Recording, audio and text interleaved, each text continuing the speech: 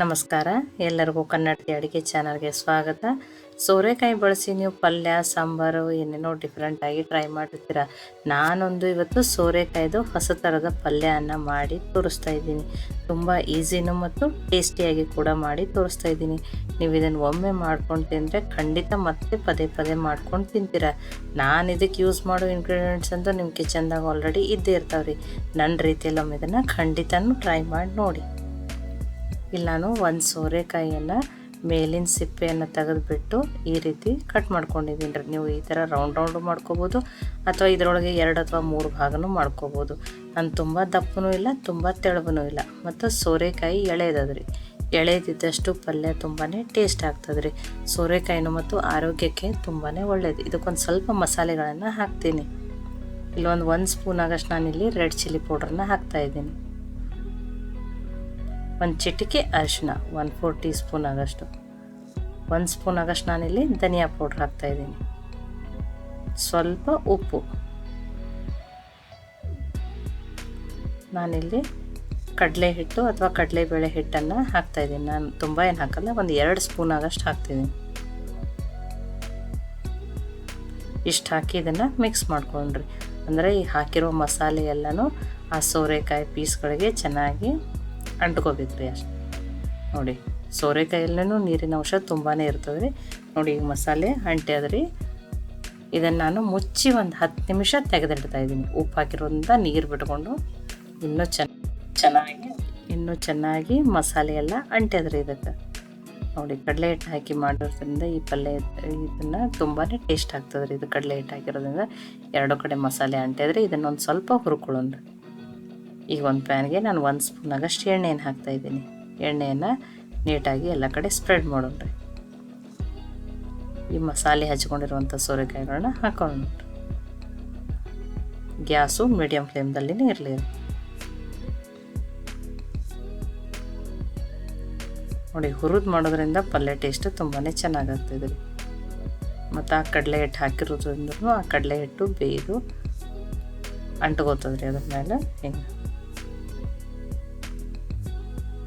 ನೋಡಿ, ಇವನ್ನೊಂದು ಸ್ವಲ್ಪ ಚೆನ್ನಾಗಿ ಬೇಯಿಸೋಣ್ರಿ. ಅಂದ್ರೆ ಮ್ಯಾಲೆ ಒಂದು ಸ್ವಲ್ಪ ಸ್ಪಾಟ್ಸ್ ಬಂದ್ರೆ ಸಾಕ್ರಿ. ಮತ್ತು ಈ ರೀತಿಯಿಂದ ಹುರಿಯೋದ್ರಿಂದ ಒಂದು 50% ಇದು ಬೇಯ್ದು ಬಿಡ್ತದೆ ರೀ. ಆಮೇಲೆ ಪಲ್ಯ ಒಳಗೆ ಜಲ್ದಿ ನೋಡಿರಿ. ಈಗ ಚೆನ್ನಾಗಿ ಇವು ಹುರಿದವ್ರಿ. ಇವನ್ನ ನಾನು ಒಂದು ಪ್ಲೇಟಿಗೆ ಹಾಕೋತೀನಿ.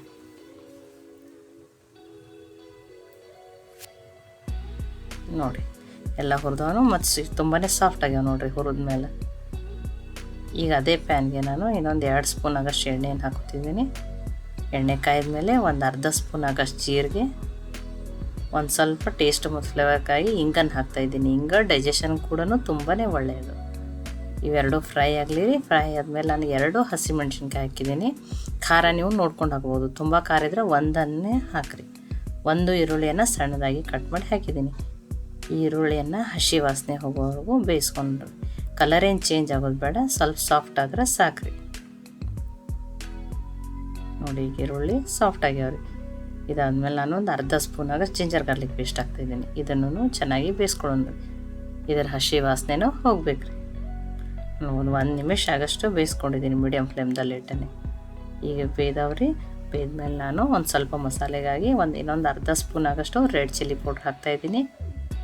1 ಚಿಟಿಕೆ ಅರಿಶಿನ, 1/4 ಟೀ ಸ್ಪೂನ್ ಆಗಷ್ಟು, ಒಂದು ಅರ್ಧ ಸ್ಪೂನ್ ಆಗಷ್ಟು ಧನಿಯಾ ಪೌಡ್ರು, ರುಚಿಗೆ ತಕ್ಕಷ್ಟು ಉಪ್ಪು. ಅಲ್ಲಿನೂ ಉಪ್ಪು ಹಾಕಿರೋದ್ರಿಂದ ಉಪ್ಪನ್ನು ನೋಡಿಕೊಂಡು ಹಾಕೋರಿ.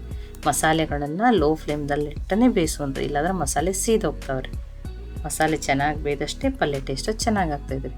ಈಗ ಇಲ್ಲಿ ನಾನು 2 ಟೊಮ್ಯಾಟೋನ ಸಣ್ಣದಾಗಿ ಕಟ್ ಮಾಡಿ ಹಾಕಿದ್ದೀನಿ. ಸಣ್ಣ ಟೊಮ್ಯಾಟೊ ಇದ್ದು ಅಂತ ಹೇಳಿ 2 ತೊಗೊಂಡಿನಿ. ದೊಡ್ಡದಿದ್ರೆ 1 ತೊಗೊರಿ. ಅವನ್ನೂ ಮಸಾಲೆ ಜೊತೆ ಮಿಕ್ಸ್ ಮಾಡ್ಕೊತೀನಿ ರೀ. ಟೊಮ್ಯಾಟೋನ ಮಿಕ್ಸ್ ಮಾಡಿಕೊಂಡು ನಾನು ಮುಚ್ಚಿ ಒಂದು 2 ನಿಮಿಷ ಆಗಷ್ಟು ಬೇಯಿಸ್ತೀನಿ ರೀ. ಅಂದರೆ ಟೊಮ್ಯಾಟೋನು ತುಂಬಾ ಸಾಫ್ಟ್ ಆಗ್ತಾವ್ರಿ. ನೋಡಿ, ಮಸಾಲೆನೂ ಚೆನ್ನಾಗಿ ಬೇಯ್ತು ರೀ, ಟೊಮ್ಯಾಟೋನು ಸಾಫ್ಟ್ ಆದವು. ನೋಡಿ, ಟೊಮ್ಯಾಟೊ ಮತ್ತು ಉಪ್ಪನ್ನು ಹಾಕಿರೋದ್ರಿಂದ ಟೊಮ್ಯಾಟೊ ಬೇಗನೆ ಬೇಯ್ತದೆ ರೀ. ಇದು ಎಲ್ಲ ಚೆನ್ನಾಗಿ ಬೇಯ್ತದೆ ರೀ. ಇಲ್ಲಿ ನಾನೊಂದು ಅರ್ಧ ಕಪ್ ಆಗಷ್ಟು ಸಪ್ಪಗಿರೋ ಮೊಸರನ್ನೇ ಹಾಕ್ತಾಯಿದ್ದೀನಿ. ಮೊಸರು ಹಾಕೋದ್ರಿಂದ ಕ್ರೀಮಿ ಟೇಸ್ಟ್ ಬಂದು ಪಲ್ಯ ತುಂಬಾ ಚೆನ್ನಾಗಿ ಆಗ್ತದೆ ರೀ. ಗ್ಯಾಸನ್ನು ಲೋ ಫ್ಲೇಮ್ದಲ್ಲಿ ಇಟ್ಟನೇ ಹಾಕಿರಿ, ಅಥವಾ ಗ್ಯಾಸ್ ಆಫ್ ಮಾಡಿ ಮೊಸರನ್ನು ಚೆನ್ನಾಗಿ ಮಿಕ್ಸ್ ಮಾಡಿ ಆಮೇಲೆ ನೀವು ಗ್ಯಾಸನ್ನು ಆನ್ ಮಾಡ್ಬೋದು. ಇಲ್ಲ ನಮಗೆ ಮೊಸರು ಬೇಡ ಅಂದರೆ ನೀವು ಕ್ರೀಮನ್ನು ಹಾಕ್ಬೋದು ಅಥವಾ ಹಾಲಿನ ಮೇಲಿನ ಕೆನೆಯನ್ನಾದರೂ ಒಂದು 2 ಸ್ಪೂನ್ ಹಾಕಿದ್ರೆ ಪಲ್ಯ ಟೇಸ್ಟು ಚೆನ್ನಾಗಿ ಆಗ್ತೈತ್ರಿ. ಇದನ್ನೀಗ ಈ ಮಸಾಲೆ ಒಳಗೆ ಚೆನ್ನಾಗಿ ಮಿಕ್ಸ್ ಮಾಡ್ಕೊಂಡ್ರಿ. ಮಸಾಲೆ ಮೊಸರು ಎಲ್ಲ ಚೆನ್ನಾಗಿ ಮಿಕ್ಸ್ ಆಗಲಿ ರೀ. ನೋಡಿ ಈಗ ಮಿಕ್ಸ್ ಆಗ್ಯದ್ರಿ. ನಾನು ಮುಚ್ಚಿ ಇನ್ನೊಂದು 2 ನಿಮಿಷ ಬೇಯಿಸ್ತೀನಿ. ನೋಡಿ ಎಲ್ಲ ನೀಟಾಗಿ ಬೇಯ್ದು ಆಯಿಲನ್ನು ಸಪ್ರೇಟ್ ಆಗಿತ್ತು ರೀ. ಇಲ್ಲಿ ನಾನು ಗ್ರೇವಿಗಾಗಿ ಒಂದು ಅರ್ಧ ಕಪ್ ಆಗಷ್ಟು ನೀರನ್ನು ಹಾಕೋತಾ ಇದ್ದೀನಿ. ಗ್ರೇವಿ ನೀವು ನೋಡಿಕೊಂಡು ಮಾಡ್ಕೋಬೋದು. ನಿಮಗೆ ತೆಳು ಬೇಕಂತ ತೆಳು ಮಾಡ್ಕೊರಿ, ಇಲ್ಲ ಗಟ್ಟಿ ಬೇಕಂದ್ರೆ ಗಟ್ಟಿ. ಅಷ್ಟು ನೀರನ್ನು ಹಾಕೋರಿ. 1 ಸ್ಪೂನ್ ಆಗಷ್ಟು ನಾನು ಕಸೂರಿ ಮೆಂತಿಯನ್ನು ಕೈಯಲ್ಲಿ ಕ್ರಷ್ ಮಾಡಿ ಹಾಕ್ತಾಯಿದ್ದೀನಿ. ಒಂದು ಅರ್ಧ ಸ್ಪೂನ್ ಆಗಷ್ಟು ಗರಂ ಮಸಾಲ, ನೀವು ಕಿಚನ್ ಕಿಂಗ್ ಮಸಾಲ ಆದ್ರೂ ಹಾಕೋಬೋದು. ಇದನ್ನು ಈಗ ಮಿಕ್ಸ್ ಮಾಡೋಣ್ರಿ ಅದರೊಳಗೆ.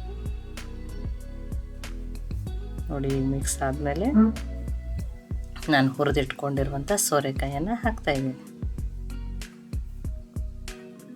ಈಗ ಗ್ರೇವಿ ಒಳಗೆ ಈ ಸೋರೆಕಾಯಿಗಳನ್ನ ಮಿಕ್ಸ್ ಮಾಡೋಣ. ಇದನ್ನು ಮುಚ್ಚಿ ಒಂದು 2 ನಿಮಿಷ ಬೇಯಿಸ್ತೀನಿ ರೀ ಲೋ ಫ್ಲೇಮಲ್ಲಿ. ನೋಡಿ 2 ನಿಮಿಷ ಆಗಿದ್ರಿ, ಚೆನ್ನಾಗಿ ಬೇಯ್ದವ್ರಿ. ನೋಡಿ ಕಟ್ ಮಾಡಿ ತೋರಿಸ್ತಾ ಇದ್ದೀನಿ. ಹುರಿಯೋದ್ರಿಂದ ಆಲ್ರೆಡಿನೇ ಅರ್ಧ ಬೇಯ್ದಿರ್ತಾವ್ರಿ. ಇದ್ರ ಗ್ರೇವಿ ಒಳಗೂ ನೋಡಿ ಎಷ್ಟು ಪಟ್ನೆ ಕಟ್ ಆಗತ್ತದ್ರಿ. ಅಂದರೆ ಇದು ಸೋರೆಕಾಯಿ ಚೆನ್ನಾಗಿ ಬೇಯ್ದದ್ರಿ. ಮತ್ತು ಸಿಪ್ಪೆ ಯಾವಾಗಲೂ ತೆಗೆದೇ ಮಾಡಿರಿ ಸೋರೆಕಾಯಿ. ಇನ್ನೊಂದು ಸ್ವಲ್ಪ ನಾನು ಲಾಸ್ಟಿಗೆ ತೊಳೆದು ಕಟ್ ಮಾಡಿಟ್ಕೊಂಡಂಥ ಕೊತ್ತಂಬರಿ ಸೊಪ್ಪನ್ನು ಹಾಕ್ತಾಯಿದ್ದೀನಿ. ಇದನ್ನು ಮಿಕ್ಸ್ ಮಾಡೋಣ್ರಿ. ಈಗ ಬಿಸಿ ಬಿಸಿ ಸೋರೆಕಾಯಿ ಪಲ್ಯ ಏನಾಗಿದ್ರಿ, ರೆಡಿ ಆಗಿದ್ರಿ. ನಾನು ಗ್ಯಾಸನ್ನು ಆಫ್ ಮಾಡ್ತಾಯಿದ್ದೀನಿ. ಇದು ರೋಟಿ, ಚಪಾತಿ, ಅನ್ನ ಎಲ್ಲದಕ್ಕೂ ಬೆಸ್ಟ್ ಕಾಂಬಿನೇಷನ್. ಕಡಲೆ ಹಿಟ್ಟು ಮೊಸರು ಹಾಕಿ ಮಾಡೋದ್ರಿಂದ ಪಲ್ಯ ಟೇಸ್ಟು ತುಂಬಾ ಚೆನ್ನಾಗಿರ್ತದೆ ರೀ. ಈ ರೆಸಿಪಿ ನಿಮ್ಗೆ ಇಷ್ಟ ಆಗಿತ್ತಂದ್ರೆ ಲೈಕ್ ಮಾಡಿ, ಶೇರ್ ಮಾಡಿ, ಕಮೆಂಟ್ ಮಾಡಿರಿ.